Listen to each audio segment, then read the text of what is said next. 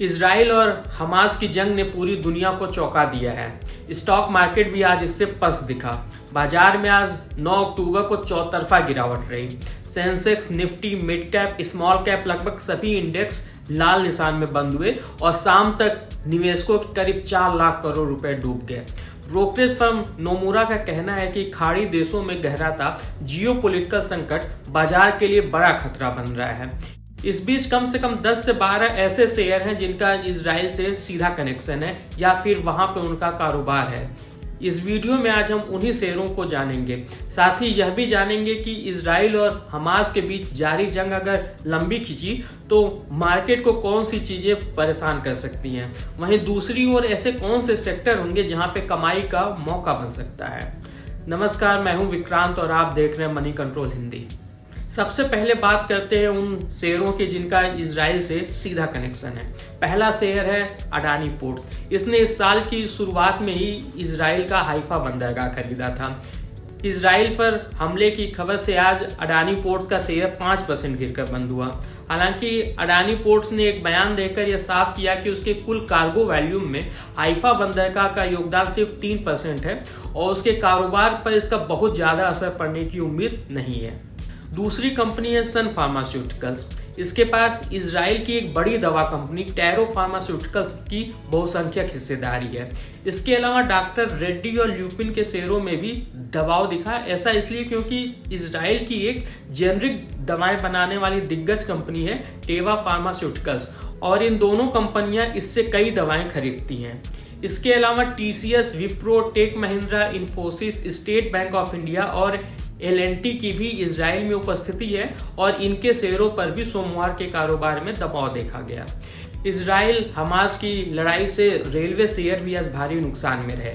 IRCON, Jupiter wagons, rail विकास निगम limited, shipping corporation और IRFC जैसे share 5 से 6% टूट गए। ऐसा इसलिए हुआ क्योंकि हाल ही में G20 के दौरान भारत से मिडिल ईस्ट होते हुए यूरोप तक एक इकोनॉमिक कॉरिडोर बनाने का ऐलान किया गया था।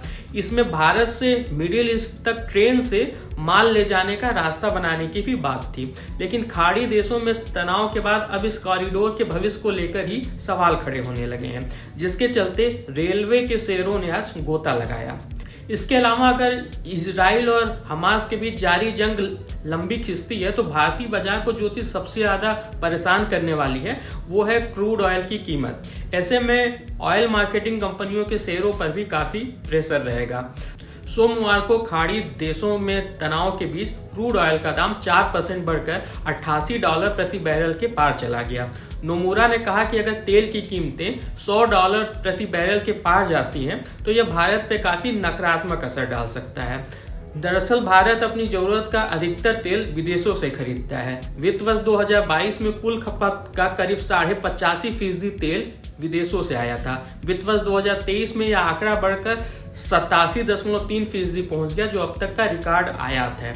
तेल की कीमतें भारत में महंगाई दर तय करने में भी काफी अहम भूमिका निभाती हैं, इसलिए निवेशकों को सबसे अधिक इस पहलू पर नजर रखना चाहिए। हालांकि नोमुरा अभी भी भारत को लेकर काफी पॉजिटिव है। निकट अवधि की चुनौतियों के बावजूद उसने भारतीय शेयरों की रेटिंग को अपग्रेड कर ओवरवेट किया है और सुझाव दिया है कि तेल की ऊंची कीमतों के चलते शेयरों में जो गिरावट आ रही है उसे खरीदारी के मौके के रूप में देखना चाहिए। सेक्टर वाइज बात करें तो नोमुरा का सुझाव है कि जब तक जियोपॉलिटिकल टेंशन बना रहता है तब तक ऑयल और एनर्जी के साथ साथ टेलीकॉम से जुड़े सेक्टर्स बाकी सेक्टर की तुलना में अच्छा परफॉर्मेंस कर सकते हैं। इस खास वीडियो में बस इतना ही, लेकिन हम यहाँ जाते जाते ये साफ करना चाहेंगे कि हमने स्टॉक्स या मार्केट को लेकर आपको जो भी राय बताई है वो ब्रोकरेज फर्म की खुद की राय है, न कि मनी कंट्रोल की। स्टॉक्स को लेकर कोई भी फैसला करने से पहले हमेशा किसी सर्टिफाइड एक्सपर्ट से जरूर सलाह लें। बिजनेस और स्टॉक मार्केट से जुड़ी ऐसी खबरों के लिए आप हमारी मनी कंट्रोल हिंदी की वेबसाइट को विजिट कर सकते हैं। इसके अलावा आप हमें यूट्यूब, फेसबुक, इंस्टाग्राम और ट्विटर पर भी फॉलो कर सकते हैं। Thank you.